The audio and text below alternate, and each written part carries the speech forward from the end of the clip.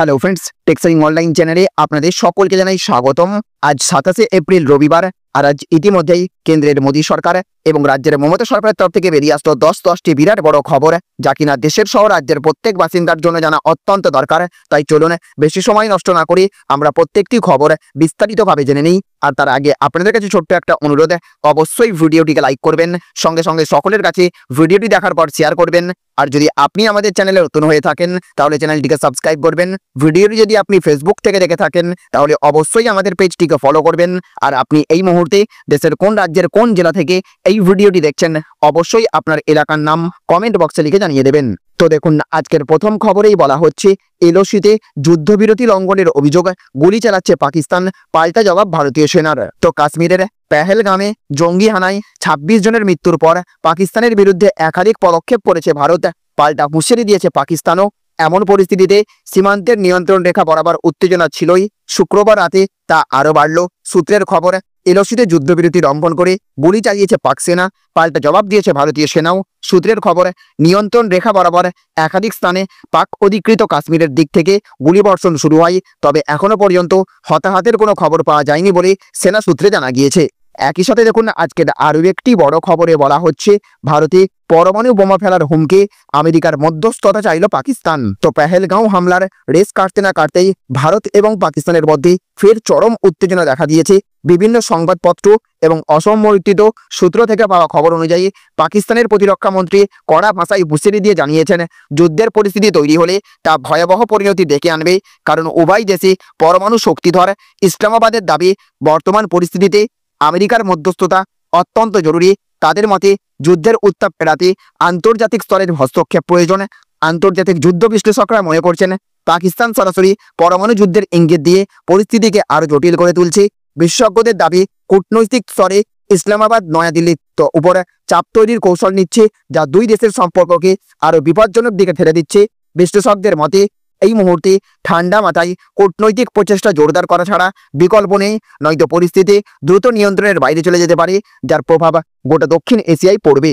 শুধু তাই নয়, আজকের আরও একটি বড় খবরে দেখুন বলা হচ্ছে ভারতের প্রত্যাঘাতে ধূলিসাৎ হবে পাকিস্তান, আভাস পেতেই হাত বাড়ালো তেহরান, মোদি মানবেন। তো সময় যত গড়াচ্ছে ততই ভারত এবং পাকিস্তানের মধ্যে বাড়ছে উত্তাপ। যেভাবে পাকিস্তান জঙ্গিরা 26 জন পর্যটককে মেরেছে, তাতে শোকস্তব্ধ গোটা দেশ। একই সঙ্গে এই ঘটনায় প্রতিশোধের আগুনে ফুঁসছে গোটা দেশ, দাবি উঠছে সার্জিক্যাল স্ট্রাইকের, আতঙ্কে ভুগছে পাকিস্তান। ইতিমধ্যেই যদিও সেই দেশে একাধিক স্ট্রাইক চালিয়েছে নরেন্দ্র মোদী সরকার, ইতিমধ্যেই সিন্ধু চুক্তি থেকে বেরিয়ে এসেছে নরেন্দ্র মোদী সরকার। এমনকি পাকিস্তানের কূটনীতিকদেরও দ্রুত দেশ ছাড়ার কথা বলা হয়েছে। বাড়ছে টেনশন। এর মধ্যেই বড় প্রস্তাব ইরানের, শান্তি বজায় রাখতে ভারত এবং পাকিস্তানের মধ্যে মধ্যস্থতা করতে যে বার্তা দিল তেহরান। এই বিষয়ে একটি বার্তাও দেওয়া হয়েছে ইতিমধ্যেই, যেখানে দুই দেশকে শান্তি বজায় রাখার কথাও বলা হয়েছে। ইরানের বিদেশমন্ত্রী সৈয়দ আব্বাস আররাকচি উল্লেখ করেছেন, শান্তি এবং স্থিতিশীলতা খুবই গুরুত্বপূর্ণ। ভারত এবং পাকিস্তান ভাতৃসুলভ প্রতিবেশী বলে উল্লেখ করে তিনি জানিয়েছেন, তেহরান সবসময় এই দুই দেশকে বিশেষ গুরুত্ব দেয়। এক্স মাধ্যমে তিনি আরও লিখেছেন, ভারত এবং পাকিস্তান দুই ইরানের ভাতৃসম প্রতিবেশী দেশ। কয়েকশো বছরের সম্পর্ক এই দুই দেশের সঙ্গে। অন্যান্য প্রতিবেশীদের মতোই ইরান এই দুই দেশকে বিশেষ গুরুত্ব দেয়। এই কঠিন পরিস্থিতিতে ইসলামাবাদ এবং দিল্লির সঙ্গে মধ্যস্থতায় রাজি থাকার বার্তা দিয়েছেন সেই দেশের বিদেশমন্ত্রী। পার্সি কবি সাদির কবিতার উল্লেখ করে সৈয়দ আব্বাস আররাকচি মানবতা এবং সহমর্মিতার বার্তা দিয়েছেন, যা খুবই তাৎপর্যপূর্ণ বলেই মনে করা হচ্ছে। একই সাথে এই দিকে দেখুন, আজকের আরও একটি বড় খবরে বলা হচ্ছে জল না পেলে সিন্ধুতে ভারতীয়দের রক্তের স্রোত বইয়ে দেব, হুঙ্কার বিনজির পুত্র বিলওয়ালের। তো পেহেলগাঁওয়ে জঙ্গিদের বর্বরোচিত হামলার প্রত্যাঘাত হিসেবে সিন্ধু জল চুক্তি রদের ঘোষণা করেছে মোদী সরকার। আর ওই ঘোষণাতেই সন্ত্রাসবাদীদের মদতদাতা তথা গণহত্যাকারী এবং গণধর্ষক পাকিস্তানি শাসকদের পায়ের তলার মাটি ঝুরঝুরে হয়ে গিয়েছে। দিল্লির মাস্টার স্ট্রোকে কাণ্ডজ্ঞান হারিয়ে ফেলছেন পাকিস্তানের প্রধানমন্ত্রী শাহবাজ শরীফ এবং তার সাঙ্গাতারা। পাকিস্তান সরকারের তরফে হুঙ্কার ছাড়া হয়েছিল সিন্ধুর জল রোখা হলে যুদ্ধ ঘোষণা হিসেবে ধরে নেওয়া হবে। এবার সিন্ধুর জল ভারতীয়দের রক্তে লাল করে দেওয়ার হুঙ্কার ছেড়েছেন পাকিস্তানের প্রাক্তন প্রধানমন্ত্রী বেনজির ভুট্টোর সন্তান তথা পাকিস্তান পিপলস পার্টির নেতা বিলওয়াল ভুট্টা। রাগ ঢাক না রেখে তিনি সিন্ধুকে ভারতীয়দের রক্ত নদীর ধারা করার হুমকি দিয়েছেন। সকলে সিন্ধু নদীর তীরবর্তী এলাকায় আয়োজিত এক জনসভায় বেনজির পুত্র হুঙ্কার ছেড়েছেন, সিন্ধু নদীর কাছে দাঁড়িয়ে আজ বলছে, সিন্ধু নদী আমাদের ছিল, আমাদেরই থাকবে। হয় সিন্ধুতে আমাদের জল প্রবাহিত হবে, আর তা না হলে ভারতীয়দের রক্তের ধারা বইবে। যারা আমাদের অধিকার ছিনিয়ে নিতে চাইছে, সিন্ধু নদীর জল নিয়ে ভারত এবং পাকিস্তানের মধ্যে যুদ্ধ শুরু হলে পাকিস্তান সেনা বুক চিতিয়ে লড়াই চালাবে বলেও হুঙ্কার দিয়েছেন বিলওয়াল। তার কথাই, শুধুমাত্র জনসংখ্যা বেশি বলে ভারত দাদাগিরি দেখাবে তা মেনে নেওয়া হবে না। যে কোনো লড়াইয়ের জন্য প্রতিটি পাকিস্তানি প্রস্তুত। সীমান্তে দাঁড়িয়ে পাকিস্তানি সেনারা ভারতের সেনাকে যোগ্য জবাব দেবে। শত্রু ভারতের লক্ষ্য আমাদের প্রাপ্য জল, ওই জল ডাকাতি করে কাটার চেষ্টা করে প্রতিটি পাকিস্তানিকে কাঁধে কাঁধ মিলিয়ে লড়ার জন্য প্রস্তুত থাকতে হবে। শুধু তাই নয়, আজকের আরও একটি বড় খবরে বলা হচ্ছে আদালতের ক্ষমতা নেই। ওয়াকআপ নিয়ে সুপ্রিম কোর্টের কাছে স্পষ্ট অবস্থান জানিয়ে দিল কেন্দ্র সরকার। তো সংশোধিত ওয়াকআপ আইন নিয়ে নিজেদের অবস্থান স্পষ্ট করলো কেন্দ্র সরকার। ওয়াকআপ প্রসঙ্গে শীর্ষ আদালতে একটি হলফনামা জমা করা হয়েছে কেন্দ্রীয় সরকারের তরফে। সেখানে ওয়াকআপ নিয়ে সম্পূর্ণ সমর্থন জুগিয়ে কেন্দ্রের দাবি, যে কোনো পরিস্থিতিতেই তারা ওয়াকআপে চাপানো অন্তর্বর্তী বা পূর্ণ স্থগিতাদেশের বিরোধিতা করবে। তাদের আরও দাবি, আইনতভাবে ওয়াকআপ একটি স্থায়ী আইন। যৌথ কমিটির সুপারিশের পর এই আইন পাশ হয়েছে, যার জেরে আদালতেরও এই সংশোধিত আইনকে স্থগিত করার ক্ষমতা নেই। সংসদ কর্তৃক প্রণীত আইনের ক্ষেত্রে অন্তর্বর্তীকালীন স্থগিতাদেশ চাপানো মানে তা আসলে ক্ষমতার ভারসাম্যকে টলানো। সপ্তাহ কয়েক ধরেই ওয়াকআপ নিয়ে তরজায় কেন্দ্র এবং শীর্ষ আদালত। সম্প্রতি ওয়াকআপ শুনানি পর্বে এই নতুন সংশোধিত আইনের উপর সাময়িক স্থগিতাদেশ চাপানোর নির্দেশ দিয়েছিল শীর্ষ আদালত। মূলত ওয়াকআপ বা ইউজার অথবা ওয়াকআপ কাউন্সিলে অমুসলিম সদস্য নিয়ে তৈরি হওয়া বিতর্ককে কেন্দ্র করেই আগামী শুনানি পর্যন্ত সাময়িক স্থগিতাদেশ চাপিয়েছিল সুপ্রিম কোর্টের প্রধান বিচারপতির বেঞ্চ।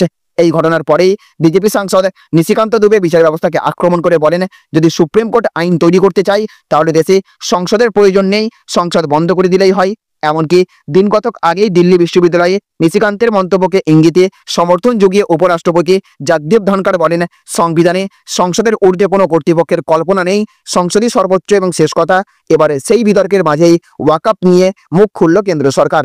এদিকে দেখুন, আজকের আরও একটি বড় খবরে বলা হচ্ছে 72 ঘন্টা পার, পাক রেঞ্জার্সের হাতে আটক বাঙালি জওয়ানকে নিয়ে বাড়ছে উৎকণ্ঠা। তো পাকিস্তান রেঞ্জার্সের হাতে আটক হওয়া বাঙালি জওয়ানকে নিয়ে বাড়ছে উৎকণ্ঠা।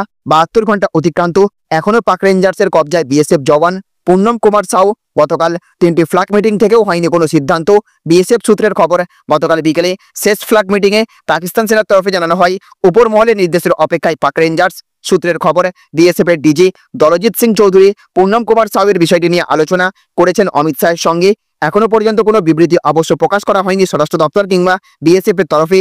উৎকণ্ঠার মধ্যেই বিএসএফ ডিজির সঙ্গে কথা বলেন শ্রীরামপুরের সাংসদ কল্যাণ বন্দ্যোপাধ্যায়। অন্যদিকে দ্রুত ফিরিয়ে আনা হবে এই বাঙালি জওয়ানকে জানিয়েছে বিএসএফ এর ডিজি। এক্স হ্যান্ডেলে পোস্ট করে জানিয়েছেন সাংসদ কল্যাণ বন্দ্যোপাধ্যায়। সূত্রের খবর, পশ্চিমবঙ্গের হুগলির রিসরার বাসিন্দা পুন্নম কুমার পাঞ্জাবের পাঠানকোটের ফিরোজগঞ্জ সীমান্তে 24 নম্বর ব্যাটালিয়নে কর্মরত। ঘটনার দিন সীমান্ত পাহারা দেওয়ার সময় কিছুটা ক্লান্ত হয়ে একটি গাছের নিচে বিশ্রাম নিচ্ছিলেন তিনি। সেই সময় অজান্তেই সীমারেখা পেরিয়ে পাকিস্তানে ঢুকে পড়েন। তাকে আটক করেন প্রতিবেশী দেশের সেনাবাহিনী। ছেলের চিন্তায়, গভীর চিন্তায় জওয়ানের রিসরার পরিবার। সময় এগোচ্ছে, ততই বাড়ছে উৎকণ্ঠার মেঘ। পূর্ণমের বাবা ভোলানাথ সাউ বলেন, ছেলের জন্য খুব চিন্তায় আছি, মায়ের কোলে ছেলে ফিরে আসুক সেটাই চাই। শেষবার দোলের সময় বাড়িতে এসেছিলেন জওয়ান। কেন্দ্র সরকারের কাছে সাহায্যের জন্য আবেদন জানিয়েছেন পূর্ণমের পরিবার। তাহলে ফ্রেন্ডস, বুঝতে পারলেন, এই ছিল আজকের কয়েকটি গুরুত্বপূর্ণ আপডেট। এই ভিডিওটি আপনাদের যদি ভালো লেগে থাকে তাহলে অবশ্যই ভিডিওটিতে লাইক করবেন এবং অবশ্যই ভিডিওটিকে রাজ্যের সমস্ত মানুষের কাছে শেয়ার করে সকলকে জানার সুযোগ করে দেবেন। ভালো থাকবেন, সুস্থ থাকবেন। Thank you friends, thank you for watching.